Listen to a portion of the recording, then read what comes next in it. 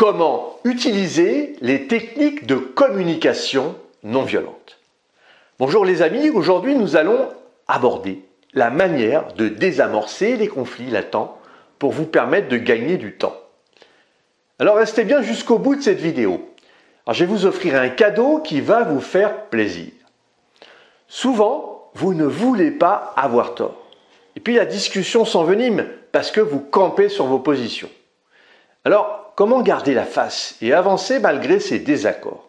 C'est dans les années 70 que Marshall B. Rosenberg mène l'expression communication non violente sur la méthode consistant à créer une relation avec autrui basée sur le respect, la compassion, l'empathie et la coopération.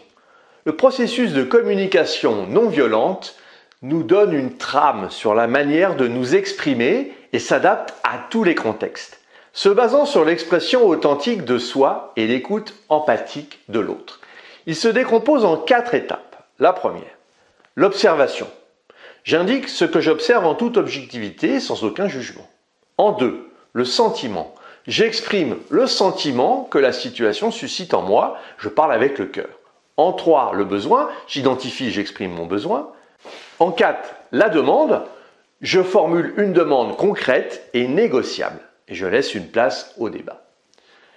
Alors appliquer ces 4 points dans la vie de tous les jours permet de retrouver une vie harmonieuse avec les autres en prenant compte leurs besoins tout en apportant une réponse à ses besoins.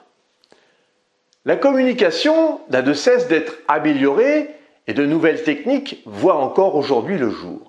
L'objectif de cette méthode est de garder un comportement sain dans la vie sans se tourner vers l'agressivité et la violence.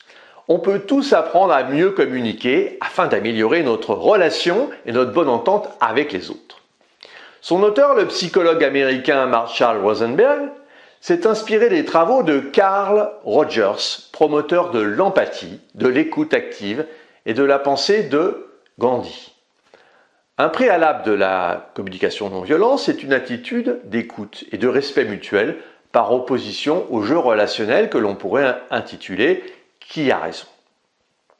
Le résultat de ce jeu désigne un perdant quand la communication non verbale récompense 2 gagnants.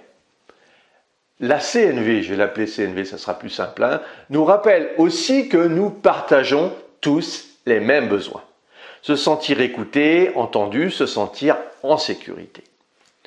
Selon l'expression de nos besoins, en entreprise, dans une équipe projet par exemple, chacun a besoin d'écoute réciproque, de respect mutuel et d'atteinte de l'objectif.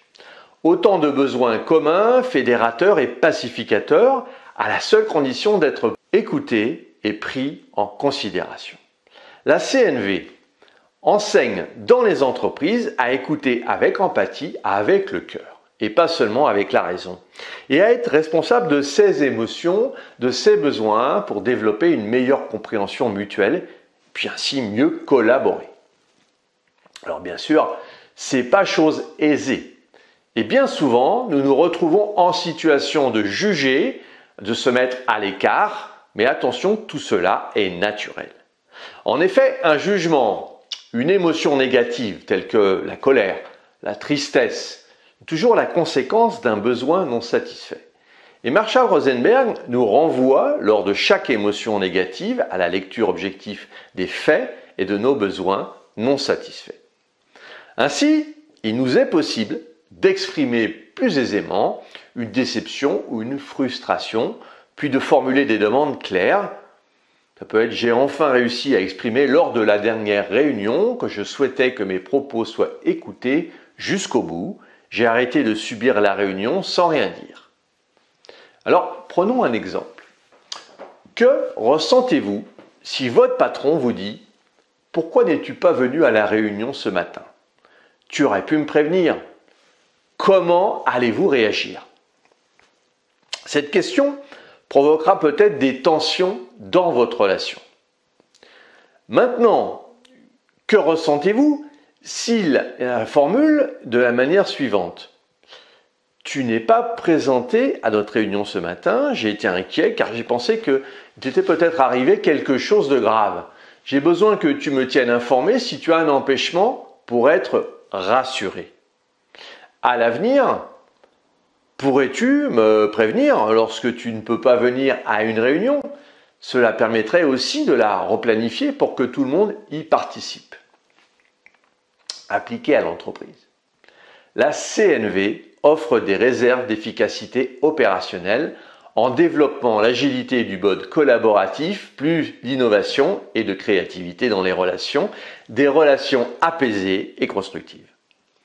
Elle accroît tout autant l'adhésion au projet d'entreprise et la cohésion des équipes.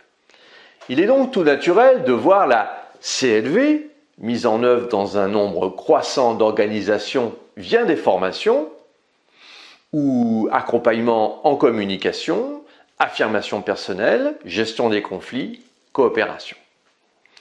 Par essence simple, dans l'exemple que je vous ai donné, la maîtrise de ce processus demande de la pratique dans la durée afin de venir à bout des mauvaises habitudes de communication.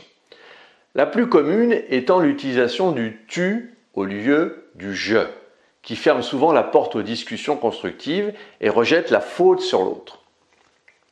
Il est clair que le temps passé à décrypter une mauvaise communication est du temps gâché sur le moment, mais aussi dans la relation à plus long terme, surtout si ces personnes sont un peu rancunières. Ce mauvais esprit gangrène les entreprises. Alors attention à votre communication et puis aux mots que vous employez. Ils révèlent votre soif d'avoir une relation harmonieuse. Alors si vous voulez aller plus loin dans la gestion de votre temps, et puis pour vous remercier d'avoir suivi cette vidéo, j'ai mis à votre disposition une formation d'1h30 pour mieux gérer votre agenda. J'ai également mis à votre disposition un sondage pour partager vos expériences et puis vous proposer plus de valeur.